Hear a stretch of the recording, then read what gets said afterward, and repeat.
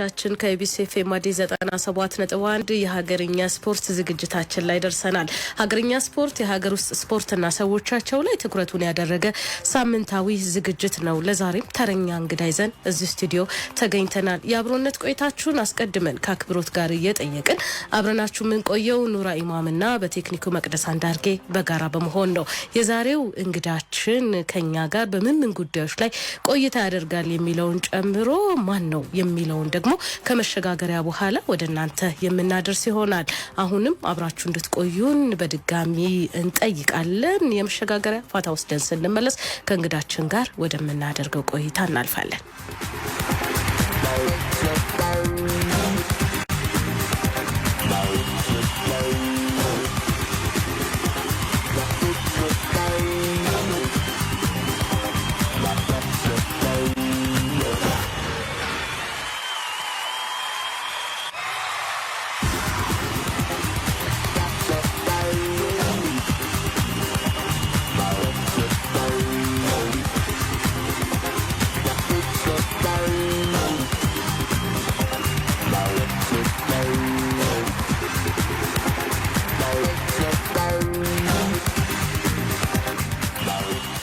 የዛሬው እንግዳችን ትውልድና እድገቱ እግር ኳስ በደንብ በሚዘወተርበት አዲስ አበባ ስታዲየም አካባቢ ነው። የእግር ኳስ ህይወቱን በክለብ ደረጃ መነሻ ያደረገው ኢትዮ ኤሌክትሪክ ነው።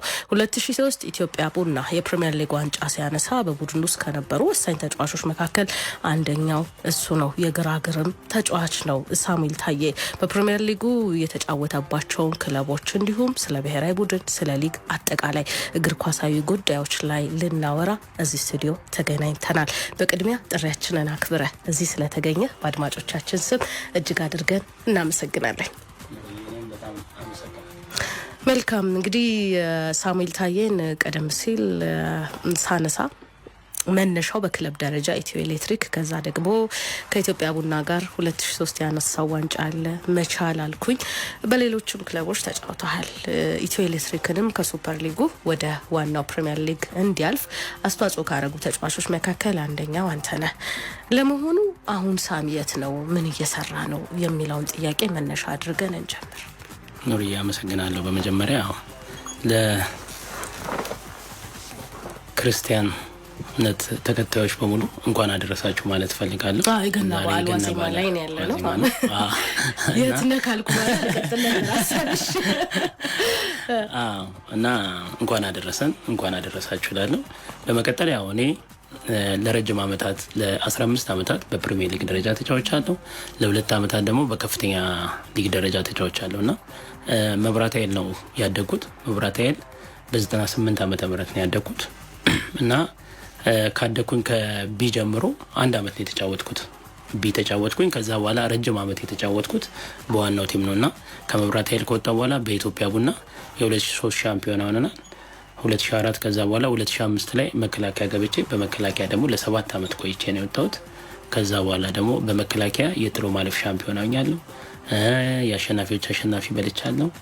በቡናም የአሸናፊዎች አሸናፊ በልተናል እና ኢትዮጵያ ውስጥ ያሉትን ዋንጫዎች በአጠቃላይ በልቻለሁ ልሻል። አሁን የት ነው ያለው? አሁን ያለሁት ኑርዬ በማሰልጠን ሙያ ውስጥ ገብቻለሁ። እድሉ ደረጀ በፕሮጀክት ባለው ፕሮጀክት ላይ በአሰልጣኝነት፣ ከዛ በመቀጠል ደግሞ ያን እድል በማግኘት ደግሞ በቅዱስ ጊዮርጊስ ክለብ በምክትል አሰልጣኝነት U17 እየሰራው ነው። የገና በዓል ዋዜማ ላይ ነው ያለነው። ላንተም እንኳን አደረሰህ እንላለን። ለመላው ክርስትና እምነት ተከታዮች ሀገርኛ ስፖርት እንኳን አደረሳችሁ ትላለች። የበዓል ጉዳይን ስናነሳ እንደው ተጫዋች ሆነ የአመት በዓል ሁኔታንና የእግር ኳስ ስራን በምን መልኩ ነው የምታስኬዱት የሚለውን እንደው ከተሞክረው እናንሳ። እኔ በነበርኩባቸው ሰዓታቶች ያሁኑን አብዛኛውን እንትን አይደለም። በነበርኩበት ሰዓት ላይ ግን አብዛኛውን ጊዜ ባህላዊ ውድድር አለ። በተለይ እኛ እየተዘዋወርን ብንጫወትበት ጊዜያቶች ነበሩና በሳምንት ውስጥ ወይ ክፍለ ሀገር ልትሄጂ ትችላለሽ። ክፍለ ሀገር የምታከብሪባቸው ቀናቶች አሉ። አሁን ከኮሮናው በኋላ ነው እንደዚህ አይነት ነገር በአንድ ቦታ ተሰባስቦ መጫወት ያለውና በእኛ ጊዜ ግን የነበረው ጊዜ ክፍለ ሀገር ወይ ዲቻ ሊሆን ይችላል ወይ ደግሞ አርባ ምንጭ ሊሆን ይችላሉና ከቤተሰብ ጋር ተለያይተን ብዙ ጊዜ የምናሳልፍባቸው ነገሮች ነበሩና ባህል እንደ ባህልነቱ እናሳልፈዋለን። ከተጫዋቾች ጋር አንድ ላይ በመሆን ከአሰልጣኞች ስታፍ ጋር በመሆን በጥሩ ሁኔታ እናሳልፍ ነበረ። ወደ ፕሪሚየር ሊጉ እናምራና እንደው የ2018 የኢትዮጵያ ፕሪሚየር ሊግን እንዴት እያየኸው ነው? አሁን ያለው ውድድር ምን አይነት መልክ አለው ባንተ እይታ? ዋው የ2018 ያው የመጀመሪያም ውድድሮች እየገቡ ያለው በአብዛኛው ያው የሜዳም ችግሮች በጣም እጥረት በተጫዋቾች ላይ እያየን ያለ ነገር ነው። እነዚህ ነገሮች መቀረፍ አለባቸው ብዬ አስባለሁ። ማለት እግር ኳስን ያው ሜዳ ከሌለ ከሜዳ ውጪ ሜዳዎች ሲኖሩ ነው የተሻለ እግር ኳስ ተጫዋቾች የምንተችበት የሆነ ነገር የምናደርግበት ነገሮች ቢኖሩ እና በአብዛኛው ትንሽ ተመልካችን ማስቸጋሪ የሆነ ነው ውድድሩ። አንደኛው ሊግ አዳማ ይጫወታል፣ አንደኛው ሊግ አዲስ አበባ ላይ እየተጫወተ ትንሽ ለማየትም አስቸጋሪ ሆኗል። እነዛ ነገሮች ተስተካክለው ሜዳም ጥሩ ሜዳ ኖሮ ደግሞ በተሻለ ሜዳ ብናይ የተሻለ ነገር እናያለን። አሁን እያየ ነው ያለው እግር ኳስ ግን ትንሽ ብዙ ነገሮቹም አስቸጋሪና የተወሳሰበ እየሆነ ነው እያስባለሁ። እግር ኳስ ውስጥ እንዳለ ሰው እግር ኳሱ ከትላንት ዛሬ በአንተ እይታ እንዴት ይታያል? ፕሪሚየር ሊጉ በተለይ ምንድን ነው ያለው ልዩነት የሚለውንና ጠንካራውን ወይም ደግሞ ደክሟል የምትላቸውን ነጥቦች እስቲ ያወራኝ። አሁን ከትላንት ስንል የኛ ጊዜ ደግሞ ከባለፈው ጊዜ ሊባል ነው። ከዘመን ዘመንሽን ባወዳደርሽ ቁጥር ትንሽ እንትን ይላል። የዘንድሮ አሁን ባለው ፕሪሚየር ሊጉ አንድ ትልቁ ነገር በቴሌቪዥን መተላለፉ፣ ብዙ እድሎች የማግኘት የመታየት ነገሩ በጣም አሪፍ ነው። በእኛ ጊዜ እንደዚህ አይነት ነገሮች አልነበሩም፣ የተገደቡ ናቸው። ተዘዋዙረሽ ነው የምትጫወችው፣ በተቀረጠ ቪዲዮዎች ነው ራስሽ የምታየው። የሆነ ጥቅቅን ዜና ላይ ባሉ ነገሮች ነው እያየን ያለ ነው። አሁን ግን ራስሽ የምታሻሽያባቸው ብዙ መንገዶች አሉ። ሙሉ ጨዋታ የማየት ራስሽን ተደጋግሞ ማየት እና ምን ስህተት እንደነበረ ለአሰልጣኞችም ለተጫዋቾችም ማያስቸግር። በፊት በእኛ ጊዜ በቃ በአይምሮሽ የምታስቢውን ነገር ነው ነገ ለልጆች የምትነግሪው ለተጫዋች የምታስተላልፊው በዛ ባየሻቸው ጥቂት ነገሮች እና አሁን ግን ሙሉ አማራጭ አለ። በቃ ጨዋታውን ሙሉ ጨዋታ ታያለሽ። ምን ስህተት እንደነበረ በትሬኒንግ ላይ ምን ላስተካክል ብለሽ የምታይባቸው ብዙ አጋጣሚ አለና ለተጫዋቾችም ትልቅ እድል ነው የከፈተው ብዬ አስባለሁ። ወደ ውጭ ሄደው ለማጫወት አሁን ለኛ ጊዜ ከኢቲቪ ወይም ከሆነ ቦታ ትንንሽ ሲዲዎች ፈልገሽ ነው ወደ ውጭ መላክ የምትፈልጊው ሌሎች ቲሞች እንዲያዩሽ። አሁን ግን አማራጮቹ በጣም በሽ ናቸው። ወደ ተለያዩ ሀገራትም ትንንሽ ሲዲዎች፣ ቪዲዮዎች፣ ፎቶዎች አድርገሽ ለመላክ በጣም ቀላል ነው እና ይህን ዘመን ያው ተጫዋቾች ቢጠቀሙበት አሪፍ ነው ብዬ አስባለሁ። እንደው ከእግር ኳስ ሂደት ወይም ከእግር ኳስ ሜዳ ላይ ካሉ ጉዳዮች አንጻር እንደው ከታክቲክ አንጻርስ የታዘብካቸው ነገሮች አሉ? ከታክቲክ ሀሳብ አብዛኛውን ተመሳሳይ ነገር ነው የምታየው። የምንመለከተው ነገር ተመሳሳይ ነው። አንድ ወቅት ላይ ካሳይ ከመጣ በኋላ ብዙ ነገሮች እናይ ነበረ። የታክቲክ ለውጦችም የተጫዋቾችም አዳዲስ ፊቶችም ማየት ነገሮች ነበሩ። አሁን ግን የምታየው ነገር ተመሳሳይ ነገር ነው እና ታዳጊዎች ላይም ብዙ እየተሰራ አይደለም ብዬ ነው የማስበው። በእኔ ጊዜ በነበረ ጊዜ መብራት ኃይል በተለይ በዚህ በጣም ሊመሰገን የሚገባው ክለብ ነው። በየአመቱ 5 እና ከ5 በላይ ያሉ ልጆችን ያሳድግ ነበር እና አሁን በዚህ የተሻለው ደግሞ አሁን በዚህ ሰዓት ቅዱስ ጊዮርጊስ የተሻለ ታዳጊዎችን እያሳደገ ነው ያለው እና እንዲህ አይነት ነገር ሊበረታታ ይገባል። አሁን ብዙ አታይም። አንድ ክለብ ሊሆን አይገባም። አብዛኞቹ ክለቦች ይህን ነገር ሊከተሉ ይገባልና እኔ አሁን በታክቲክ ብትይኝ ተመሳሳይ ነገር ነው ማየውና እንዲህ ነው መልስ ነገር አይኖርም። ወደ ክለብ ህይወት ልምጣና በተለይ 2003 ላይ ያው ፕሪሚየር ሊግ ዋንጫን ያነሳበት ክለብ እንደመሆኑ መጠን በመጣህበት አመት ወይም ቡና በገባህበት አመት 2003 ላይ ዋንጫ አሳክተሃል። ያ አመት እንዴት ይገለጻል እንደ አንድ ተጫዋች ከኢትዮጵያ ቡና ጋር? ምክንያቱም ያው ብዙ ደጋፊ ያለው ክለብ ነው። ከዛ ባሻገር ኢትዮጵያ ፕሪሚየር ሊግ 1990 ላይ በዚህ ስያሜ መደረግ ከጀመረ ጀምሮ አሁንም ያ ዋንጫ ነው በዋናነት የሚነሳው። እዛ ታሪክ አካል ውስጥ መሆን የነበረውን ስሜት እስቲ ትንሽ ደግሞ ወደኋላ እንመለስ። እግር ኳስ ያው ደስ የሚልሽ ፓርት እኛ ልጅ ሆነሽና እኔ አሁን አቁም ያለውን ፓርት የምታይበት ነገር ይሄ ነው። እግር ኳስ ተጫዋች ስትሆኚ ብዙ ወጣት በሆንሽ ሰዓት የማይታወቅሽ ፓርት አሉ። ልክ ግን ካቆምሽ በኋላ የሚሰማች ስሜት አሁን እኔ ደስ የሚለኝ ስሜት አለ። ቤቴ ውስጥ በትልቁ ማሊያዎቹን 2003 ሻምፒዮን ኩበትና መከላከያና መብራት ኃይል ያለውን ማሊያ ለጥፌያለሁ። ለልጆቼ ትልቅ ታሪክ ናቸው እነዚህ ታሪኮች ማለት ነውና ስታቆሚ ነው ትዝ የሚሉሽ እነዚህ ታሪኮች ምን ሰርቻለሁ የሚለው ነገር እንዲሰማሽ የሚያደርገው በዚህ ወቅት ላይ ነውና የ2003 ሻምፒዮን ስንሆን የነበረው የቲሙ ስፕሪት በጣም የሚገርም ነበርና 2003 ላይ መከባበር ትልቅ ነገር እንደሚያመጣ ያየውበት 2003 ላይ ኢትዮጵያ ቡና ከደጋፊ እስከ ተጫዋች እስከ አሰልጣኝ የነበረው ግንኙነት በጣም በቃ ያማረ ነበረ። በጣም ምርጥ ነበር። መከባበር ሲኖር ቲምሽ ላይ እነዛ ስፕሪቶቹ ትንሽ ነገር ነው የምትጨምሪባቸው ለተጫዋቾች። ቤንችና ቤስቱ የማይለይበት ነበረ። በጣም የሚገርምሽ ታሞም የሚጫወተው ምንም ያንን እድል ላለመጣት ነበርና አንድ ሰው ታሞ ነገ መግባትን ይፈልጋል። በቃ ያችን እድል አሳልፎ መስጠት። ለምን ቤንች ከገባ ነገ እንደማያወጣ ያውቅ ነበርና በጣም በቃ የተከባበረ በጣም ምርጥ ጊዜ ከአንዱ አንዱ ይሻላል ብለን እየተማመንን የተጫወትንበት 2003 ነበርና ያ ዋንጫ ለእኔ ትልቁ ቦታ የምሰጠውና ታሪካዊ ዋንጫ ነው። በአንድ ነጥብ ልዩነት ነው ኢትዮጵያ ቡና ሻምፒዮን የሆነው በዛ አመት ላይ 61 እና 60 ነጥብ ነበር ከቅዱስ ጊዮርጊስ ጋር። ግን ጊዮርጊስ ቅዳሜ ቀን ነበር ጨዋታውን ያደረገው። ምክንያቱም የሴካፋ ዞን የክለቦች ሻምፒዮና ስለነበረበት የዛን ቀን በረራ ነበራቸው ሄዱ። ከዛ ግን ሰኞ ዕለት ኢትዮጵያ ቡና ከሙገር ያንን ጨዋታ ያደርጋል። ስለዚህ በጣም በተጣበበ ግን ደግሞ አስጨናቂ በነበረ ስሜት ውስጥ ያደረጋችሁ ጨዋታ ነው። ዋንጫውን ግን እናጠዋለን የሚል ስጋት ነበረ?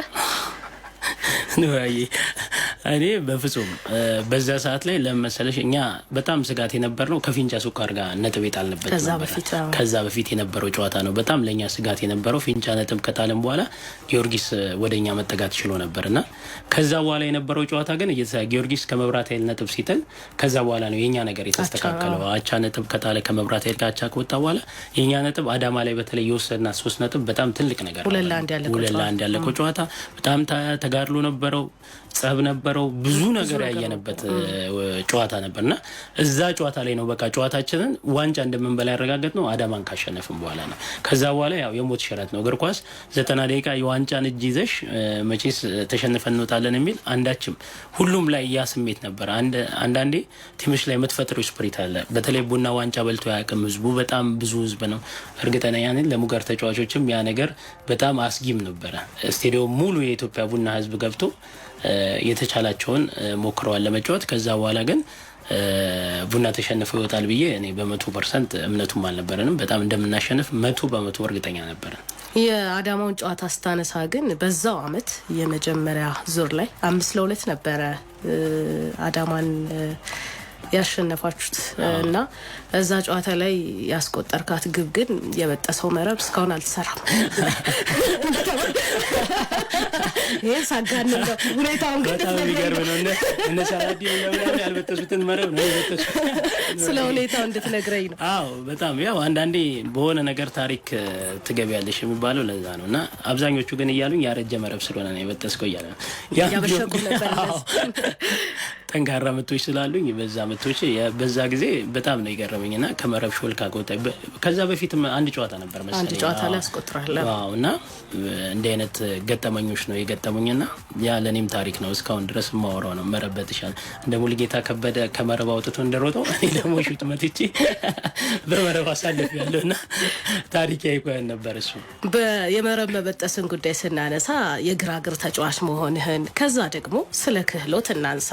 ኢትዮጵያውያን ተጫዋቾች ስላላቸው የእግር ኳስ ክህሎት የተለያዩ ባለሙያዎች ሀሳባቸውን ያጋራሉ። እዚህ ሀገርኛ ስፖርት ላይ መጥተው የጠየኳቸው ሰዎች የራሳቸውን ስሜት ነግረውኛል። ሳሚ ስለ ኢትዮጵያውያን ተጫዋቾች የኳስ ችሎታ ምን አይነት ምልከታ አለው የሚለውን ደግሞ እንስማ። ምንም ጥርጥር የለው እኛ ያው እኔ ትንሽ እንትን የምለው ያደግንበት መንገድ ይመስለኛል። በአጫጭር ሜዳዎች አሁን የሚዘወተሩት ነገሮች በሙሉ እኛ ውስጥ አለ። እግር ኳስ ትልቁ ሜዳ በትንሽ ሜዳ ላይ መጫወት ነው እና አብዛኛውን ጊዜ እኛ የምንጫወተው የነበረው ሰፈር ውስጥ የምንጫወተው ተደጋጋሚ ጌም የምናደርገው በአጭር ስፔስ ውስጥ ነው እና ከልጅነትሽ ጀምሮ ያን ነገር ይዞ በመሄድ የተሻለ ተሰጥኦ ያለ ተጫዋቾች ማት አሉ። ከኔ የሚበልጡ ብዙ ልጆች የነበሩበት ጊዜም ነበርና እኔም ያ እድል በተለይ ተፈጥሮም አንዳንዴ ያድለናል ብዬ አስባለሁ። አብዛኛው ግራግር ተጫዋቾች በተፈጥሮ የሚታደሉት ነገር አላቸው እና ከዛ ነገር ላይ አንቺ መጨመሪያቸው ነገሮች በመጫወት ተደጋጋሚ ኳስ በመጫወት እንጂ ኢትዮጵያ ውስጥ በጣም ጥሩ የሚባሉ አብዛኛው በእድሜ ክልል በተለይ ከ10 እስከ 13 ያሉት እድሜ ክልሎች ውስጥ በጣም ምርጥ ተጫዋቾች አሁን ራሱ ማየት ይቻላል። በዩ17 በመሰራበት ሰዓት በጣም የሚገራርሙ ተጫዋቾች አሉ እና ተፈጥሯችን ነው። እዛ ላይ ግን መስራት ይጠበቅብናል ብዬ አስባለሁ። እኔም ሳድግ ስለ እግር ኳስ ብዙ እውቀቱ የለኝም። እስከ ፕሪሚየር ሊግ እስከገባ ድረስ ምንም የማውቀው ነገር በራሴ ጥረት ነው እስከዛ ደረጃ ድረስ የደረስኩት። መጫወት ብቻ ነው የማውቀው። ሄጄ ኳስን እጫወታለሁ፣ ጌም እጫወታለሁ። ጌም ከተጫወትኩ በኋላ ቤት ገብቼ የራሴን ነገሮች አድርጌ ነበር። ልክ ግን ወደ ቢ ስገባ መብራት ኃይል ስላቋቋም ስለመጫወት ከዛ ዋናው ቲም ስገባ ፈረንጆቹ ማሰልጣኝ ስለነበሩ ስለ አንዳንድ ነገሮች እያወቅኩ የመጣሁት ያለኛ አገር ተጫዋቾች አብዛኛው ጊዜ ተጽዕኖ ነው። እንዲህ አይነት ነገሮች ተጽዕኖ ይፈጥራሉ ማለት የምናውቃቸው ነገሮች የሆነ እድሜ ላይ ከደረስን በኋላ ነው። ግን በልጅነታችን ስለ ታክቲኩም እንዴት መሄድ እንዳለብን መማር አለብን እንጂ የቴክኒክ ችግር አለብን ብዬ አላስብም። እንደው የእግር ኳስ ቆይታህን በብዙ መልኩ ተጫዋችም ሆነ ከተጫዋችነት ወጥተህ አሁን አሰልጣኝነት ውስጥም ገብተሃል። በአጠቃላይ ምን ታዘብክ? በኢትዮጵያ እግር ኳስ ውስጥ ተስፋና ስጋትህ ምንድን ነው? አዎ ብዙ ነው። ብዙ ተስፋ አለኝ ማለት የኢትዮጵያ ተጫዋቾች ከሰራንበት ብዙ መስራት ከቻልን በትንሽ ቀን ማይተነዋል። አሁን ለአፍሪካ ዋንጫ ያለፈውን ቲማችንን ስናይ የትንሽ ጊዜ ጥረት ነው። እነዚህ ሰዎች ላይ ደግሞ እነዚህ ልጆች ላይ ደግሞ የተሻለውን ደግሞ መስራት በደንብ አድርገን በልጆች ላይ መስራት የምንችል ከሆነ ደግሞ የተሻለውን ኢትዮጵያ ናሽናል ቲም አያለው ብዬ አደርጋለሁ። በጣም ተስፋ አለኝ። እኔ ተስፋ አለኝ። ግን ምንድነው ተስፋ የምትቆርጭባቸው ደግሞ ብዙ ነገሮች አሉ። በእኔ መሆን የማይችሉ ነገሮች አሉ። እንዲህ ነው ብዬ የምነግርሽ እኔ ሞክሬያቸው እኔ ስራ ያቆምኩባቸው ብዙ ነገሮች አሉ። በእግር ኳስ የምንሰማቸው ነገሮች ተናግረን የማናወጣቸው ብዙ ነገሮች አሉ። ያቆምኩባቸው ያው ሳሚ አይሰጥም ይሰጣል በሚሉ ነገሮች ነው እግር ኳስን ያቆምኩት። በእንደዚህ አይነት ነገሮች ውስጥ ስታቆሚ ብዙ በቃ ተስፋ የምትጥይባቸው ነገሮች እዚህ ጋር የሚወድቁብሽ ሰዎች ደግሞ አሉ። አሁን አንዳንዴ ለኛ ራሱ ከባድ የሆነው ተጫዋች ሆነሽ በመታሰለጠኛ ታዳጊዎች ላይ ብታሰለጥ ተስፋቸው የሚሆነው በእንደዚህ አይነት ነገር የተቀረጸ ነው። ሁሉ ነገር በቃ እዛ ስራ ላይ የሚመጡት የሆነ ነገር ተሰጥቶ መግባት እንደሚቻል ብለው ነው የሚያስቡት። አብዛኛውን ታዳጊ ላይ ስትሰሪ በቃ ምን አደርጋለሁ ለምን እመጣለሁ በጣም ችሎታ ያለው ተስፋ የሚያደርገው የሆነ ነገር አድርጎ እንደሚገባ ብሎ ነው እና መንገዱ የተዘጋበት ነው የሚመስለው። እና እንደዚህ አይነት ነገሮች እነዚህ መስፈር አለብንና እነሱ ላይ መስራት ከቻለን ግን የተሻለ ነገር እናገኛለን ብዬ አስባለሁ። የእግር ኳሱ ሲስተም በራሱ አሰራሩ በራሱ እንዴት ያለ ነገር ነው ብለህ ነው የምታስበው? ወይም እንደው በዘመናዊ እግር ኳስ በምን መልኩስ መታረም አለበት? መፍትሄው ምን ይሆን? መፍትሄው እጃችን ላይ ነው ብዬ ነው የማስበው። እኔ ሳድግ አሁን በእርግጥ የኔን ዘመን ነው መንገር የምችለው። የኔ ዘመን አሁን 1998 ላይ ሳድግ የመጀመሪያ ምርጫ የሚያዩት አሰልጣኞች ሚሽል ተጫዋች ነው። በቃ አለቀ። ያን መስመር ነው መከተል ያለብን። በቃ ተጫዋች ምን መርጥበትን መንገድ ካስተካከለ በቃ እግር ኳስ አሁን በፊት አሰልጣኞቻችን የሚገቡት ይሄ ልጅ የኔ ልጅ ነው ለማለት ነበር የሚገቡት ወደ ስቴዲየም። ያን ነገር መፍጠር አለብን። በቃ ምንኮራበት ልጆች በእኛ በራሳችን መፍጠር አለብን ብዬ ነው ማስበው። በቃ ይሄ ልጅ የኔ ልጅ ነው፣ ናሽናል ቲም ሲመረጥ ይሄ ልጅ የኔ ልጅ ነው፣ እኔ ነኝ ያሳደግኩት የሚባል ነገር መፍጠር አለብን። ያ የሚሆነው ደግሞ ያ ዘመን ወደ ኋላ ሲመጣ ነው ብዬ ነው ማስበው። እና አሁን የብሩን ነገር ትተን ልጆቻችንን የምንፈጥርበት ነገር በቃ አሁን እኮ ጥቅሙም አሪፍ ነው። አሰልጣኝም ስንሆን የምናገኘው አሪፍ ነው፣ ተጫዋቹ ነው የሚያገኘው ብር አሪፍ ነው። ስለዚህ ያለን ነገር ከበቃን የተሻለውን እግር ኳሳችንን ወደ ተሻለው የምናደርስበት መንገድ አለ ብዬ ነው ማስበው። ልጆቹ የኔ ናቸው የሚለው ነገር ላይ ችሎታቸው ላይ መድከም የተሻለ ይሆናል ነው ልጆች ላይ በቃ አንድ ልጅ ይችላል ስንል ነው ምን መርጠው አንድ ሰው በሌላ መንገድ አንሄድም። በቃ አንደኛ እኔ የምታወቅበት መንገድ እኔን ያወጡኝ አሰልጣኞች ከዛ ውስጥ መርጠው ሲያወጡኝ ይችላል ተብሎ ነው። ከ25 ተጫዋቾች እኛ ምርጫ የነበረው በጣም ይገርምሽ መብራት ኃይል ወደ 5000 ልጅ ምናምን ነው የመጣው። ከነዛ ውስጥ መርጠሽ ማውጣት የሚችል አይን ካለሽ ብዙ አመታቶችን ደግሞ ብዙ ልጆች መፍጠር ይችላል ማለት ነው አንድ ሰው። ስለዚህ እንደዚህ አይነት ነገሮችን ማበረታታት አለብን። ልጆች ምን አሁን እያየን ነው እየተመለከትን ነው። ለአፍሪካ ዋንጫ ያለፉትን እንደዚህ ልጆች መምረጥ እየቻለን ነው ማለት ነው። ስለዚህ መስራት ከቻለን ደግሞ ከነሱ የተሻሉ ታዳጊዎችን ማፍራት እንችላለን። ስለዚህ እዚህ ላይ ነው መስራት ያለበት ብዬ ነው ማሰብ። የኢትዮጵያ ብሔራዊ ቡድንን ጉዳይ እናንሳ። ሳሚ እንግዲህ በሀገር ውስጥ ያው ብዙዎቹ ያሉትን ዋንጫዎች በሙሉ ወስደዋል። አዲስ አበባ ከተማ ዋንጫን ጭምር ከኢትዮ ኤሌክትሪክ ጋር አዲስ አበባ ከተማ ዋንጫን ጭምር ከመቻል ጋር ጥሎ ማለፍ ከፕሪሚየር ሊግ የኢትዮጵያ ቡና ዋናዎቹን እየጠቀስኩ ነው። እነዚህን ዋንጫ አንስተሃል። በኢትዮጵያ ብሔራዊ ቡድን ያለው ሳሙኤል ግን ከዚህ የተለየ ነው። ምክንያቱ ምንድነው ብለህ ታስባለህ? በጣም የሚገርምሽ በጠቅላላ ምርጫዎች ውስጥ አለውበት አዎ 31ኛው አፍሪካ ዋንጫ ያለፈው ቲሙ ላይ ነበርኩኝ እስከ 30 እስከ 35 ልጅ ነው እስከ 40 በቀሩ እዛ ውስጥ ነበርኩኝ። ኦሎምፒክ የተመረጠው ቲም ላይ ነበርኩኝ። ታዳጊ ላይ ተጫውቻለሁ ናሽናል ቲም እና ምርጫዎቹ ላይ አለው። ግን በዛ ጊዜ ምንድነው አብዛኛው የሚሰጠው የነበረው የኪሎም ነው። እኔ ትንሽ ኪሎይም ደቃቃ ነበርና በዛ ነገር ነው አብዛኛው ምርጫ የማይካሄዱት የነበሩት። ለዛውም ሰብሮ የወጣው ምን ያህል ተሾመ ነው። በእኛ ኪሎ በነበረ ሰዓት ላይ የተሻለው ምን ያህል በፍጥነቱም በመንጠቅም ምንም ጎበዝ ስለነበረ በዛ ነገር ላይ ምን ያህል እንትን ብሏል እና በእንደዚህ አይነት ኪሎ ላይ ያላቸው እንትን ስለነበሩ ናሽናል ያው በምርጫው ያስኬዱሽና መጨረሻ ላይ ይቀነሳሉ እንጂ ናሽናል ቲም ላይ ምርጫ ላይ ቀርቻ አላውቅም። ሁሉም ላይ ይጠራሉ። እንዳሉ ዋንጫዎች ወይም ደግሞ ሊጎቹ ክለቦች ላይ እንዳሉ ስኬቶች ግን ብሔራዊ ቡድን ላይ ያለው ነገር ከሌሎቹ አንጻር ብዙ የሚጠራ ስም አልሆነም። ይሄንን ግን ከኪሎ ጋር በተገናኘ ይሄንን ስታነሳ አብሮ የሚነሳው ሌላው ነገር የዘመን ጉዳይ ይነሳል አይደለ? እግር ኳስ የትውልድ የዘመን ጉዳይ ነው ይላል። አንተ የተጫወትክበትን ዘመን እንዴት ባለ መልኩ ትገልጸዋለህ? የነበሩት በአንተ ጊዜ የነበሩትን ተጫዋቾች በእኔ ጊዜ የነበሩ ዘመን እኔ አሁን ሳድግ አሪፍ ተጫዋቾች ነው ያገኘሁት። እነ ሙሉዓለም ረጋሳ እና አሸናፊ ግርማን እና አፈወርቅ ኪሮስን እነ ዘጋዳ በቃ ቆንጆ የሚባሉ ምርጥ እነ ዳዊት እስጢፋኖስን እነ ሚኪ ጣሊያንን እነ ዳዊት መብራቱ ላይ ይሄ ትውልድ ማለት አሁን ያጣናቸው ትውልድ ናቸው። አብዛኞቹ ኳስ ሲያቆሙ በተለይ ከ2002 በኋላ ያሉት ትውልዶች አብዛኛው በጣም አሪፍ የምታያቸው የጠፉበት ወቅት ነውና እነሱ ትውልዶችን መፍጠር አለብን ብዬ ነው ማስበው። በእኛ ጊዜ ግን ከባባድ የነበረ ነው። በእኔ ጊዜ እነ ዳዊት እስጢፋኖስ ነበር፣ እነ ዳዊት መብራቱ ነበሩ፣ እነ ሙሉዓለም ረጋሳ ነበሩ፣ አሸናፊ ግርማ ነበረ።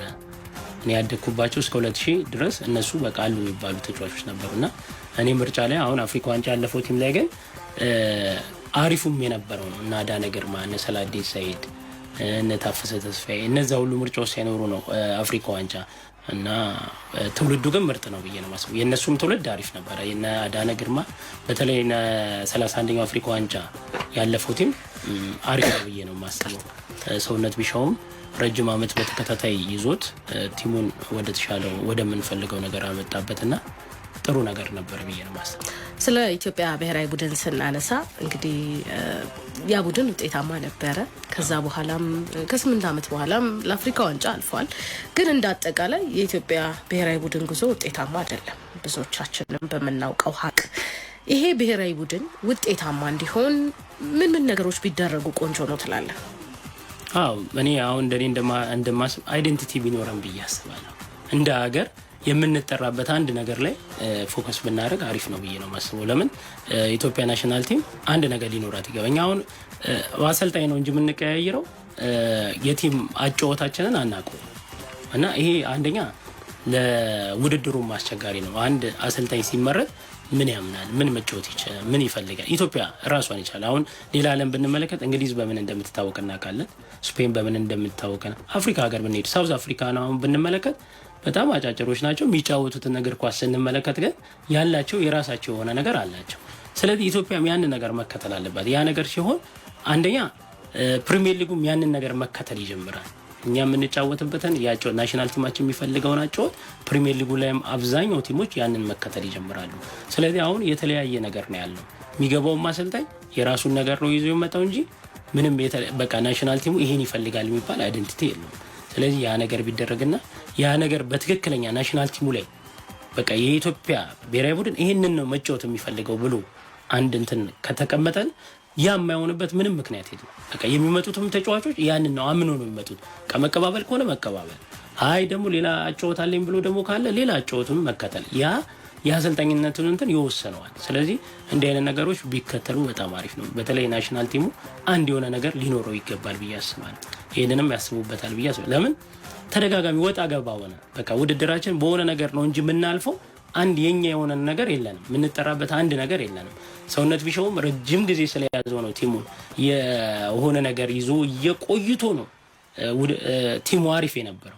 ስለዚህ አንድ ነገር መያዝ አለብን። በአጫወት ሲስተም አንድ ነገር መያዝ አለብን ብዬ አስባለሁ። አንተ ምን አይነት አጫወት ነው የምትወደው? አሰልጣኝ ነኝ ብለሃል።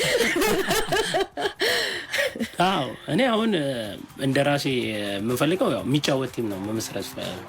የሚጫወት ሲባል ሁሉን ነገር ወደ ኋላ እያደረገን ይሄ እንትን ሳይሆን በማጥቃት ላይ የተመሰረተ መጫወት የሚችል ቲም ግን መስራት እፈልጋለሁ። እንደዚህ አይነት ነገሮች እኔንም ማርካን ደስ ይለኛል። አሁን ዓለም ላይ በምታየው ነገር ነው እግር ኳስ ፈጣን ነው። በፈጣን ነገር ውስጥ ግን እግር ኳስን ሁሉ ለተጋጣሚ ኳስ እየሰጠን መጫወት አይደለም። ግን ራሳችን ላይ ሆልን አድርገን በብዙ ነገሮች የተሻሉ ክሬት ማድረግ የሚችሉ ተጫዋቾችን ፈጥረን እነዛ ተጫዋቾች በእግር ኳስን በመያዝ ወደ ፈጣን ነገር የሚሄዱ ተጫዋቾችን መፍጠር ነው ፈልገው እና እንደዚህ አይነት ቲም ነው መስራት ነው ፈልገው። ቅድም የኪሎን ጉዳይ ስታነሳ እንደውም አነሳለሁ ብዬ ነበር መሀል ላይ ሀሳብን እንዳላቋርጥ ብዬ ነው።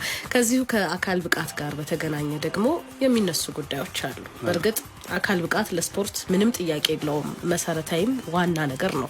ግን ብዙ ጊዜ እንግዲህ የተጣረሱ ሀሳቦች እንዳሉ ሆነው የአካል ብቃት የኪሎ የትንፋሽ ጉዳይ በእኛ ሀገር እግር ኳስ የተሰጣቸው ቦታ እንዴት ያለ ነው ብለህ ታምናለህ? ጥሩ ጥያቄ ነው። አብዛኛው አሰልጣኝ ከእኛን የሚያይበት መንገድ ከውጭ ጋር ነው። አሁን እየተጋጨ ያለው እኛ የምንፈተነው በሌላኛው አንግል ነው። ወይ ውጪ ተምረው ትንሽ ጊዜ ይመጣሉ፣ ከዛ የሆነ ነገር ያዩና ያኛውን ያዩበት አንግል እዚህ ላይ እንዲፈጸም ነው የሚፈልጉ። ያ ነገር መቅረት አለበት። በቃ እኛ በምንፈልገው እኛ ባለን አቅም ነው መሰራት ያለበት። እግር ኳስ ፊዚካል ፊትነስ ያለው ከሆነና ኳስ ጥሩ ነገር ያለው ከሆነ መጫወት አለበት ብዬ አስባለሁ። ግን ወደ ኋላም ተመልሰን ብንመለከት እና አሸናፊ ግርማ፣ ሙሉ አለም ረጋታም ብዙ ያልተጠቀምንባቸው ምርጥ ተጫዋቾች በዚህ ኪሎ ያሉ ናቸው። የሚገርምሽ በፕሪሚየር ሊግ እኮ ብቃትሽን እያሳየሽ ነው፣ ኪሎ አይደለም። ኪሎ ማተር ያደርግ እነ ሜሲንም ብንመለከት እነ ዣቪን ብንመለከት አጫጭር ሆነው ኪሎአቸው በጣም ትልቅ የሚባሉ አይደለም። ግን ምንድነው ያ አጫወት ለነሱ ይመቻል ወይ ነው ዋናው። አጫወት ላይ ነው መስራት ያለብን። በአጫወቴ እነዚህ ልጆች ያን ነገር ማለፍ ይችላሉ ወይ ነው በቃ ትልቁ ነገር እሱ ነው። አጫወትሽ ላይ ተጽዕኖ የሚፈጥረውን ተጫዋች ነው መመረጥ ያለበት። በቃ ለኔ አጫወት የሚሆነው በፊዚካል ፊትነስ የሚያምን ከሆነ አጫወቱን መቀየር አለበት። በቃ የአጫወቱ ሲስተም መቀየር አለበት። አጫወትሽ ግን ተጫዋችን ያመጣል። በቃ አሁን እንደምንመለከተው ካሳይ ሲመጣ እኮ በጣም አጫጭር ልጆች ምናምን ይዞ ነው፣ ግን አጫወቱ እነዛ ልጆች አጉልቶ አውጥቷቸዋል። የማን ጠብቃቸው ልጆች በጣም እንዲታዩ እንዲታወቁ አድርጓል። ዛሬስ እነዛ ተጫዋቾች ደግሞ የሉ፣ አብዛኛው ክለብ ላይ ወጥተዋል። ለምንድን ነው? ያን ሲስተም የሚፈጥረው ራሱ አሰልጣኙ ነው። በቃ አሰልጣኙ ያንን ለዛ ተጫዋች የሚመች ነገር ማድረግ አለበት ብዬ አስባለሁ። እና በእንትን ተቃውሞ የለብኝም እኔ አሁን በአሰልጣኙ በስልጠናዎች አንዳንዱ አሁን ጠልዞ መጫወት ተከላክሎ መጫወት የሚፈልጋል። ያንን በቃ በራሱ ሲስተም ሄደ በአቋም በአንድ አሰልጣኝ አቋም እምነቱ አለኝ። በቃ አሰልጣኝ አንድ አቋም ሊኖረው ይገባል ብዬ አምናለሁ። ለምን ዓለም ላይም አላ ሞሪኖ ሊከላከል ይችላል፣ ጋርዲዮላ መጫወትን ሊሆን ይችላል የሚል እንዲህ አይነት ነገር ግን በፕሪሚየር ሊጉ በ18ቱም ላይ መታየት አለበት ብዬ አስባለሁ። ያ ነገር የሚያዋጣው አሰልጣኙና አሰልጣኙ ነው። አንደኛ የኛም ስራ ውጤትና የምትሰሪው ነገር ነው። እንደምትመለከቱ አሰልጣኝ ስትሆኚ ጥሩ ውጤት ከሌለሽ ጥሩ መጫወት ማትችይ ከሆነ ጊዜም እድሜም የለሽም። ስለዚህ እነዚህ ነገሮች ላይ ታሳቢ ቢደረግ አሪፍ ነው ብዬ አስባለሁ። ተጫዋችነት ግን በኢትዮጵያ እንዴት ነው ያለው ቦታ ያለው ፈተና ያለውስ በጎ ነገር እንዴት ነው? በጎ ነገሩ አብዛኛው ጥሩ ነገር ነው ያለው ብዬ ነው ማስበው። አንደኛ ጥቅሙም በጣም አሪፍ ነው። ብዙ መለወጥ የሚቻልበት ስፖርት ነው ብዬ ነው ማስበው። በጣም ምርጥ ነገሮች አሉት፣ ጥቅምም አለው። ቤተሰብሽንም ራስንም ሁሉንም መለወጥ የምትችልበት በአንድ የምታገኙ ጥቅም ያለበት ስራ ነው። ግን ስፖርተኛ ስትሆኚ ምንድነው ጉዳቱ? በአንድ ቦታ ነው የምትኖሪው። እኔ አሁን ከተረዳሁት ማለት ነው አንድ አይነት ነገር ነው የምታስቢ። በቃ ሁሌም ዓለም ላይ ያሉት ተጫዋቾች ስንመለከት የቢዝነስ ማይንድ ናቸው። ራሳቸውን ወደ ሌላ መቀየር እንዴት ቻሌንጅ ማድረግ እንዳለባቸው ያውቃሉ። እኛ ጋር ግን አንድ ነገር ነው የምናስበው። በቃ ሁሌ እግር ኳሱ ላይ ነው ስናቆም ምን ይጎለናል ምን ማድረግ አለብን የምንለውን አናውቅም። እና መጫወት ብቻና ያችን ብር ሴቭ አድርጎ ልክ ስናቆም ግራ ግብት የሚለን ጊዜ ነው የሚኖረው። እና ብር ሴቭ ነው እንጂ የምታደርጊበት ይሄ የአእምሮ እንትን ይሄ ቢዝነስ ማይንድ የመሆን የተሻሉ ነገሮችን መፍጠር የምንችል ነገሮች አይደሉም። በእንደዚህ በጣም የተጎዳን ነው በስፖርተኞች። በተሻለ መጠን ግን በጥቅም ደረጃ ግን በጣም የምንጠቀምና የምንለወጥ ነው የሚለወጥ ነገር ነው ያለ። እንደው የጥቅምና የገንዘብን ጉዳይ ስታነሳ የሚነሳው አንዱ ነገር ለተጫዋቾች የሚሰጠው ክፍያ በጣም ከእግር ኳሱ ጋር አይገናኝም፣ ከፍ ያለ ነው የሚሉ ሀሳቦች አሉ። በተቃራኒው ደግሞ ተጫዋች የሆኑ ሰዎችም የሚያነሷቸው የራሳቸው ነጥብ አለ። አንተ ምን ትላለህ? እኔ ተቃራኒ ነው ማስበው። ለምን አንድ ተጫዋች ለዛው ያንሰዋል ብዬ ነው ማስበው። ተጫዋች አሁን ማለት ሊጉ ላይም እግር ኳሱ ላይም ለተጫዋች የሚከፈለው ክፍያ በአንጻራዊነት ማለት ነው። በአንጻራዊነት አሁን እንደምትይው ጥሩ ነገር ነው ክፍያው። ግን ምንድነው እኔ ተቃራኒ የምለው ለሁሉም ተጫዋች አንድ አይነት ክፍያ የሚሆነው ነገር ነው ማልቀበለው እንጂ ክፍያችን ያንሳል ብዬ ነው ማስበው። ለምን አንድ ስፖርተኛ መጠቀም ያለበትን ነገር እድሜው አለው። ስፖርተኛ ላይ ተገድቧል። አንድ እድሜ በጣም ጎበዝ ከሆነ የተሻለ ስፖርተኛ ከሆነ 43 ድረስ ሊጫወት ይችላል። ይሄ የራሱን ብቃት ይጠይቃል። በቃ የተጫዋቹ ከዛ ውጪ በመሀል የሚገጥምሽ ጉዳቶች አሉ። ሁለተኛ የፊርማ የምታገኘው ወይ 2 አመት ወይ 1 አመት ነው። ፐርፎርማንስ መውረድ አለ። ስለዚህ እነዚህ ነገሮች ላይ ከቀን በቀን ትሬኒንግ ከሳምንት እስከ ሳምንት እየሰራሽ የሚከፈልሽ ክፍያ ለጥቂት ጊዜያቶች ናቸው። ወይ 2 አመት ሊሆን ይችላል። እድሜሽ 2 አመት ድረስ ከሆነ ከተጎዳሽ ኢትዮጵያ ውስጥ ደግሞ ከተጎዳሽ ኳስ ነው ቀጥታ ከዛ ውጭ ነው የምትሆነው። ስለዚህ የምታገኘው ጥቅም የዚህን ያህል የሚባል አይደለም። ምንድነው ግን መቀየር ያለበት ካልሽኝ ደሞዙ ተመሳሳይ ነገር ሊሆን አይገባም። ለምን ልዩነት ሊኖረን ይገባል። አሁን አንዳንድ ክለቡ የሁሉም ደሞዝ አንድ አይነት ይሆናል። ስለዚህ እሱ መሆን የለበትም። አንዱ ነገር ላይ ተስፋ ልናደርግ ይገባል። አንደኛው ልጅ ከፍተኛ ደሞዝ ካለው እኔ ያን ቦታ የምደርስበትን ፐርፎርማንስ ላደርግ ይገባኛል። ኮከብ ተጫዋች ተብሎ ክለብ ገብቶ የሚከፈለው ደሞዝ እና በእንጂ ላይ ሳይጫወት የሚከፈለው ደሞዝ አንድ አይነት ይሆናል። ስለዚህ ይሄ ነገር መቅረት አለበት ብዬ ነው የማስበው። በቃ በስቴፕ በሰጠነው ፐርፎርማንስ የሚከፈለን ደረጃ የዛ መሆን ያለበት። ያ ሲሆን ደግሞ ፉክክርም ይኖረዋል፣ እድገትም ይኖረዋል፣ የተሻለም ሰው መፍጠር እንችላለን ማለት ነው። የሆነ ደረጃ ላይ ለመድረስ ኮከብም ትልቅ ነገር እንደሆነ እንገነዘባለን እንደ ተጫዋችም እና ያ ነገር ነው መሆን ያለበት እንጂ ክፍያው በጣም ለዛውም ቢጨመር ጨመር ይበል እያልክ ነው ያለው። በጣም አሪፍ ነው። በቃ ትልቅ ነገር ነው። እሺ ሳሙኤል፣ የክፍያን የተጫዋቾች እነዚህ ጉዳዮችን ካነሳን ደግሞ በእኛ ሀገር የተጫዋችነት ዘመን ኬሪየር ወይም ደግሞ የተጫዋችነት ዘመን ጉዳይን እናንሳ። ተጫዋቾች በአንድ ክለብ ውስጥ የመቆየት እድላቸው ብዙም የተለመደ አይደለም። ጥቂት ተጫዋቾች ብቻ ይሄን ያደርጋሉ። ለምሳሌ አንተ ቀደም ሲል በመቻል እነዛ አመታትን ቆይተሃል። ብዙ ጊዜ ከዚህ በፊት እንግዲህ በተከታታይ ረጅም አመታትን በመቆየት በቀደመው ዘመን ኢትዮጵያ ቡና፣ ከዛ ቅዱስ ጊዮርጊስ የምናነሳቸው ክለቦች አሉ። አሁን ባህር ዳር ላይ ፍቅረ ሚካኤል፣ አለሙን አቢን እንደዚህ በመሀል የምናነሳቸው ተጫዋቾች አሉ። ከዛ ውጭ ግን የመቆየት ነገር የለም። ለዚህ እንደ ምክንያትነት ይጠቀሳል ብለን ታስበው ነገር ምንድን ነው ላለመቆየታቸው? እኔ ምንድነው ማስበው፣ እኔ አሁን የቆየሁበት ዋናው ትልቁ ምክንያት ራስን መፈለግ ነው። እኔ ራሴን ለኔ የሚያዋጣኝን አጫወትና የሚመች ክለብ ነው መጫወት ያለብኝ። እኔ አሁን ጥቅሙን ላገኘው እችላለሁ። አንዳንድ ሰው ያው ብሩን ያይና ወደ ብሩ ያመዘናል። ያ ደግሞ ጉዳት አለው። አብዛኛው ተጫዋቾች ላይም ደግሞ አይቼዋለሁ ይሄን ነገር።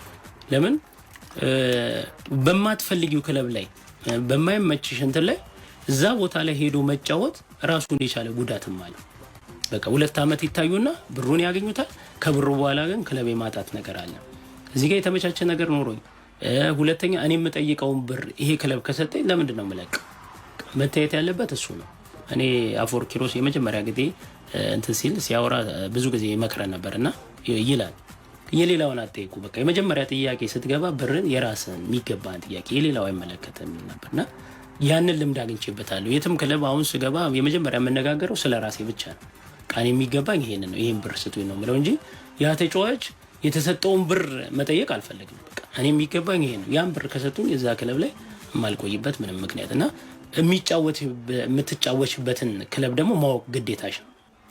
እኔ ሊያዋጣኝ ሊያዘልቀኝ የሚችለው ብጫወትበት ለኔ የሚመቸኝ አሰልጣኝ እዚህ በሆነስ ምንድነው የምቀጥለው ብዬ ነው እንጂ ማስበው እዛ ጋር አሁን አንዳንዴ ብዙዎቹ የሚሸወዱትም ማለት እዛ ጋር የተሻለ ብር የሚቀርብልሽ እንትን ኖሮ አይደለም፣ ያንቺን ጥቅም ታይቶ ወይ የመጫወቱን እንትን ጥቅም አይደለም። ቶፕ ስለነበርሽ ወደዛ ክለብ እንድትሄጂ እንጂ ይሄ ልጅ የሚጠቅምበት የመጫወቱ በዚህ ብትጠቀመው ብለው የሚያስቡ ብዙ አልነበሩም እና አብዛኛው እየተሸወደ ይሄድና ከዛ ክለብ በኋላ ብሩን ተጠቅሞ ከገባ በኋላ ግን አብዛኛው ብዙ ተጫዋቾች ተጎድተዋል፣ በጣም ብዙ እና ይሄ ነገር መቆም አለበት። መጀመሪያ መጠየቅ ያለበት ተጫዋቹ ለኔ ያጫወት ይሆናል ወይ ይሄ ክለብ ለኔ ያጫወት ይሆናል ወይ እኔስ የምጠይቀውን ብር ይከፍለኛል ወይ? ያ ነው መታሰብ ያለበት እንጂ ኦቨር ብር ስለተሰጠህ ብቻ መሄድ ያለበት ተጫዋች አለ ብዬ መሆን አለበት ብዬ አላምንም። ከእግር ኳስ ማብቃት ጋር በተገናኘ ወይም በውጭ ሀገር ተጫዋቾች ሪታየር አድርጉ እንላለን፣ እኛም ዘገባዎችን እንሰራለን። የሀገር ውስጥ ተጫዋቾች ላይ ብዙ የለም። ሲቆም በቃ ይቆማል። እንደውም አንዳንዴ የት እንዳላችሁ ሁላ በሆኑ አጋጣሚዎች ካልሆነ በስተቀር የምናውቅበት እድል በጣም አነሳ ነው።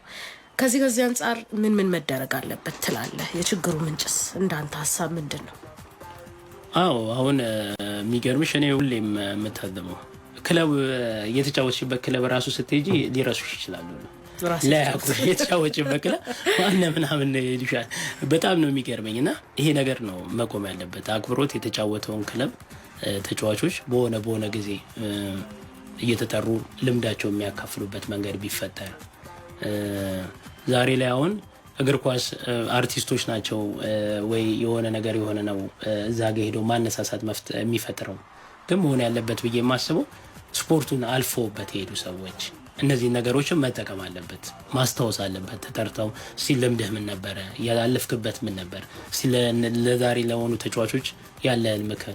ይህን ሲያደርግ አንደኛ ክለቡም ማን እንደነበረ ተጫዋቹ ይታወሳል።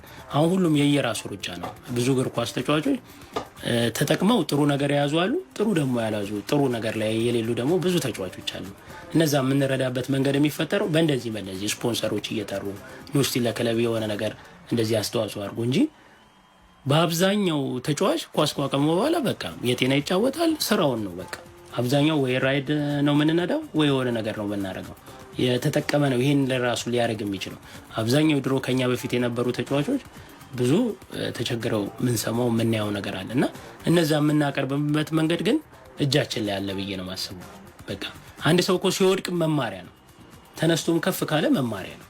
ስለዚህ በተጫዋች ህይወቱ ጥሩ የነበረን ተጫዋች እንደ ጥሩ ጎን ለተጫዋቹ ይሄ ልጅ በእንደዚህ ፕሪሚየር ሊግ የተጫወተ ነው፣ ብዙ ነገር ሰርቷል፣ አሁን ያለበት ደረጃ ደግሞ እንደዚህ መድረስ አለባችሁ። ጥሩ ያልሆነውን ሰው ደግሞ ጠርቶ ይሄ ተጫዋች እንዲህ የነበረ ነውና እናንተ ልትማሩበት ይገባል፣ ከዚህ በኋላ ደግሞ ከኛ ጋር ይሰራል፣ የሆነ ነገር አድርገ ድጋፍ የምታደርግለት ይሆናል። ያም ሰውዬ ለመስራት ተነሳሽነት ያገኛልና ሪታየር ካደረግን በኋላ ብዙ ጊዜ ያው ይተዋል። ስቴዲየም ስትገቢ ራሱ እኮ አያውቁሽም፣ ግራ ነው ግብት የሚልሽ። እውነቴን ነው። በእግር ኳስ ዘርፍ ውስጥ የሌለው ሰው ተከብሮ ሲገባና በዛ እግር ኳስ ውስጥ 15-20 ዓመት የለፋው ተጫዋች በፖሊስ ተይዞ እየተገፋው ውጣ ሲባል የምታይበት ነውና ይህ መቅረት አለበት። እንደዚህ ነገሮች የለፋን ሰው ሊከበር ይገባል። በስቴዲየም ውስጥም በምንም ውስጥ አክብሮት ከፍለሽ ራሱ ነው እኮ ተገፍተሽ ማን ተብለሽ ነው የምትሉና ይሄ ነገር በጣም መቅረት ያለበት። ክሬዲት በሰጠነው ቁጥር ነው ወጣቱም ታዳጊውም የተሻለው ነገር የሚመጣው እና ይሄ በጣም ሊታሰብበት ይገባል ነው። ሀገርኛ ስፖርት ሳሙኤል ታዬን እንግዳ ያደርጋል ብለን ማስታወቂያ ስንለጥፍ ሁሉም ሊባል በሚችል መልኩ አንድ ነገርን ስላንተ ሲያነሱ ነበረ። ስለ ጸባይ እያወሩ ነበረ። ሳሚ በጣም ጥሩ ጸባይ ያለው ጥሩ ስነ ምግባር ይዞ ነው እግር ኳስን ያጠናቀቀው ይላሉ። ለዚህም እኔ ምስክር መሆን እችላለሁ። ግን እዚህ ጋር አያይዤ የማነሳው ነገር ተጫዋቾች በዲሲፕሊን በስነ ስርዓት የእግር ኳስ ህይወታቸውንም ግላዊ የአኗኗር ዘይቤያቸውን ወይም ስታይላቸውንም ጭምር ጥሩ አድርገው እንዲጓዙ ምን መደረግ አለበት ትላለህ? አንዳንዴ ጫናዎች አሉ፣ ዝና፣ ሌሎች ነገሮች የኢትዮጵያ እግር ኳስ ውስጥ እንደ አንድ ችግር ሲነሱ እንደቆየ መቼስ ለአንተ እንግዳ አይሆንም። ከዚህም አንጻር ከተጫዋቾች የአኗኗር ዘይቤም አንጻር መልእክትህን እንድታጋራ እንፈልጋለሁ። አዎ ኑርዬ፣ ያው በመጀመሪያ አመሰግናለሁ እውነታ ስለሆነ። እሺ እውነት ነው። ያው አንዳንዴ ታላላቆችን መስማት ትልቅ ነገር አለው ብዬ አስባለሁ። እኔ ባለፍኩበት በመብራት ኃይል ክለብም እንደ እድል ሆኖ ትልልቆቹን ተጫዋቾች አግኝቻለሁና እነሱ የሚሰጡሽን ምክር መስማት። ሁለተኛ ያደግኩበት ሰፈሬ ነው። መጀመሪያ ማንነትን መርሳት የለበሽ።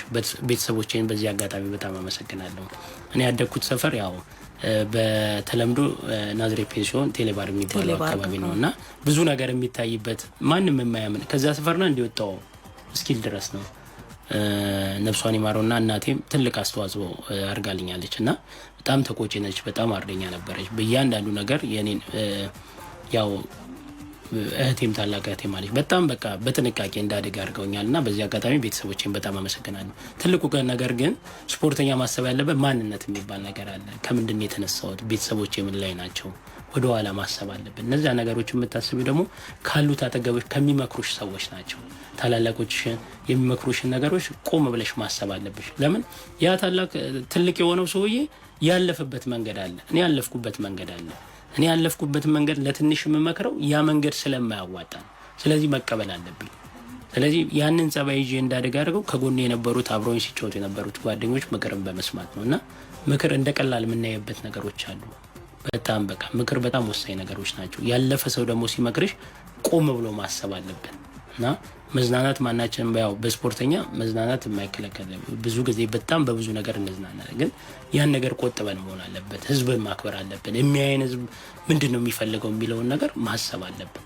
ዛሬ ወርደሽ ከሁሉም ጋር ያን ነገር ትንሽ ነገር አቅም ኖሮሽ ከነዛ ሰዎች ጋር ተዝናንተሽ ነገ ደግሞ ውጤት ላይ ጥሩ ያለና ነገር ሲል ያ ከጎንሽ ያለው ሰውዬ ሲሰድብሽ ትመለከቻለሽ። እግር ኳስ በጣም አስቀያሚ ባል እነዚህ ማስተዋል ካልቻለ በጣም ከባድ ተጽዕኖም አለው። የምትዝናኝበትን ቦታ መመረጥ አለብሽ። መንጋ መሄድ እንዳለብሽ፣ የቱ ጋር መቀመጥ እንዳለብሽ እና ይህን ነገር የሚያደርጉት ትልልቅ ተጫዋቾችን መስማት አለብን።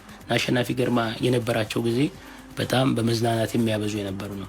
ግን ኳስ ሲያቆሙ ደግሞ በጣም ተጫዋቾችን በመምከር ነበረ።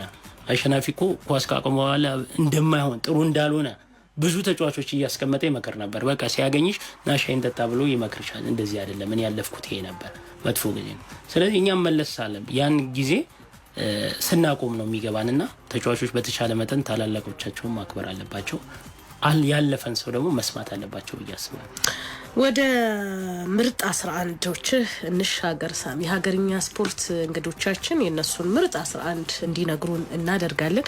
የስቱዲዮ ሰዓታችንም ወደ መጠናቀቁ እየተቃረበ ነው። ከዛ በፊት ግን ያንተን ምርጥ 11 ተጫዋቾችና እነዚህን ተጫዋቾችህን የሚያሰለጥንልህን አሰልጣኝም ጭምር ታሳውቀናለህ። ካስተላለፉ ልጀምር። እሺ፣ ካስተላለፉ ሲጀመር እኔ ያው ከትልልቅ ተጫዋቾች ጋር ነው አብሬ የተጫወትኩት። የመጀመሪያ የበረኛ ምርጫ ጸጋዛ ባስከ ስንት ላድርገው አስተላለፈ 4-3-1-2 4-3-1-2 እሺ። ጸጋዛ አስገዱ። እሺ፣ ጸጋዛ አስገዱ። ከዛ ዳንኤል ሻው እሺ። ኢትዮ ኤሌክትሪክ እሺ። ከዛ አፈወርቅ ኪሮስ የብዙ እንግዶቻችን ምርጫ ነው። በጣም ምሳሌ የሚሆን በጣም በካፒቴንነት ካዩዋቸው ምርጥ ካፒቴን በአንድ ክለብ መቆየት የሚለውም በጥሩ ምሳሌ ከሚገልጻቸው ውስጥ እሱ ነው። እሺ፣ መካሪም ነው። የቲሙ ካፒቴን እሱ ነው። እሺ፣ አምበልም ጭምር ነው። እሺ፣ በቀኝ በኩል ሲሳይ ደምሴ ሲስኮ። እሺ፣ በግራ በኩል አበባው ቡጣቆ። እሺ፣ እና ሴንትራል ላይ ሚካኤል ደስታ ልከኝ። እሺ፣ ሚካኤል ደስታ ጣሊያን። እሺ፣ ከዛ በኩል ከጎን ደግሞ አሸናፊ ግርማ። እሺ፣ ከዚህ ጋር ደግሞ ሙሉ አለም ረጋሳ። ከባድ ጥምረት። አሸናፊ ግርማ ከሙሉ አለም። እሺ፣ ዳዊት እስጢፋኖስ ነው ከፊት ለፊት ከነሱ ፊት ዳዊት እስጢፋኖስ። እሺ፣ 10 ቁጥር። እሺ፣ በማሊያ ቁጥር ልክ ሚኒያውንም ደስ አርጋዋል። እሺ፣ ከዛ ስትራይከር ላይ ሳላዲንና ታፈሰ ተስፋዬ። ሰላሀዲን ሰይድና ታፈሰ ተስፋዬ። እኔ ግን አንተ ስትጫወት ከነበሩ ጥምረቶች በተለይ መቻል ላይ የነበረ ከነ ተክለወልድ ፍቃዱ በመኪና አደጋ መቻልም የኢትዮጵያ ብሔራዊ ቡድን የሚያጣው ተጫዋች ነው። ፍሬውና ሚካኤል ደርሳ ጋር ከነሱ ጋር የነበረ ጥምረት በጣም ቆንጆ ነበር አይደል? በገብረ መድህን ኃይሌ ቡድን ውስጥ ይሄንን ቡድን ማን ያሰልጥነው? ያንተ ገብረ መድህን ኃይሌ። እንግዲህ የሳሙኤል ታዬ ምርጥ 11 ተጫዋቾች እነዚህ ናቸው። ሌሎች ማጠቃለያዎቻችንን እናድርግ። እንደው እንዳጠቃላይ ስለ እግር ኳሱ እያወራን እየተጨዋወትን ቆየን። ሳልለው አልወጣም።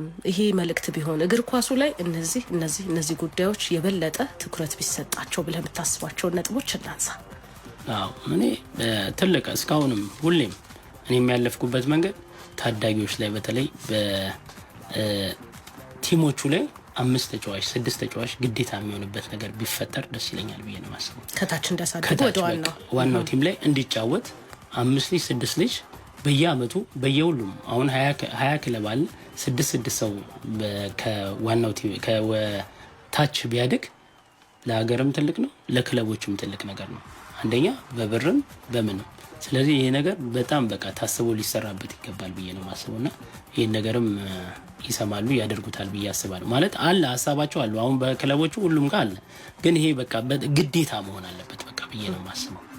ሌላ በቃ እሺ እንደ ማጠቃለያ እናድርገውና ስለ ብሔራዊ ቡድን ስለ እግር ኳስ አንስተን አንድ እንደ መዝጊያ እንድትሆን ግን እኔ አንድ ሀሳብ ልጨምር። ለኢትዮጵያ ብሔራዊ ቡድን መጫወት ማለት ምን ማለት ነው? በቃ ለኢትዮጵያ ብሔራዊ ቡድን መጫወት እኔ በቃ የእውነቴን ነው። አሁን ላይ እንዲህ ምልሻ የእኛ ጊዜ የናሽናል ቲም ማሊያና ቲሸርት ለማድረግ ክለቡ ናሽናል ቲም ካልተጠራሽ ማንም አያደርገው። በእናንተ ጊዜ በእኛ ጊዜ ናሽናል ቲም ክብር ነበረው። በቃ በጣም ይገርመኛል። እና ሁሌ ናሽናል ቲም ተጠርሶ የመጣን ሰው ቲሸርት እሱም መስጠት አይፈልግ። የተመረጠች ነች ያንን ማሊያና ቁምጣ ነው የሚያደርገው። ያን ለማግኘት በቃ ናሽናል ቲም ውድድር ካለ ምርጫ ጊዜ በቃ ያችን ምርጫ ለመመረጥ የነበረው ተጋድሎ ለናሽናል ቲማችንም የነበረን ክብር በጣም ትልቅ ነበር እና ናሽናል ቲማችን በዚህ ደረጃ ቢያዋቅሩት ሁሉ ትልቅ ነገር ነው ብዬ አስባለሁ። ናሽናል ቲም የሚለብሰው ማሊያ የተለየ መሆን አለበት። የተለየው ክብር ሊሰጠው ይገባል። ለናሽናል ቲማችን የምንሄድበት ራሱ በጉጉት መሆን አለበት። አሁን ላይ እንደ መሰልቸት ሁሉ እየሆነ ነው። ስለዚህ የሆነ ነገር መፍጠር አለበት። በተለይ ፌዴሬሽኑ ይሄን ነገር ታሳቢ ማድረግ አለበት። ለናሽናል ቲሙ ልዩ የሆነ ነገር ሊያዘጋጅ ይገባል። በቃ ያን ነገር ለብሶ የሚታይበት በቃ ኩራት የሚሰማው ናሽናል ቲም እንዲኖረው ያስፈልጋል። እኔ በዛ ጊዜ የነበረ ናሽናል ቲም እኔ እንጃ የእውነቴን ነው በጣም ነው የሚገርም። እኔ ናሽናል ቲም ስመረጥ የነበረኝ ደስታ ልነግርሽ አልችልም። በቃ ትልቅ ክብር ነው። ከተጫዋች ነው ወደ ናሽናል ቲም በቃ የሚጠበቀው ትልቁ ስቴፕ እሱ ነበር። አንደኛ የውጭ ውድድር ላይ የሜር ቻንሳችን የጠበበ ነው። በናሽናል ቲም ነው የምትታየው። የሆነ አፍሪካ ሀገር ሄደሽ የሆነ ነገር የምትታየው በናሽናል ቲም ነው እና ናሽናል ቲማችን በጣም ሊከበር በቃ ያለን ሀብት እሱ ነው። በቃ ናሽናል ኢትዮጵያዊነታችን ለእኛ ትልቅ ክብር ነው እና ኢትዮጵያዊነታችን ሁሌ ልንኮራበት የሚገባ ነው እና ናሽናል ቲማችን ላይ በተቻለ መጠን ተጫዋቾቻችንም ትልቅ ነገር ሊሰጡት ይገባል ብዬ ነው ማስበው።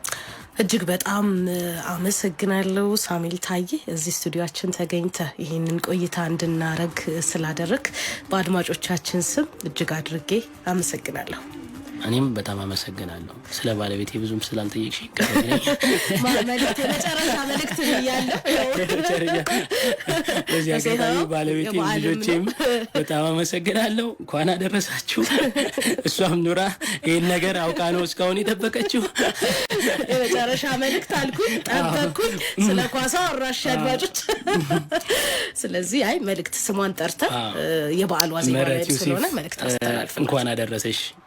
ብዙ ነገር እንችለሽ እስከ ዛሬ የምትቆዩ ባለቤቴ ልጆች የምትጠብቂልኝ ባለቤቴ እንኳን አደረሰሽ። መልካም በዓል እልሻለሁ።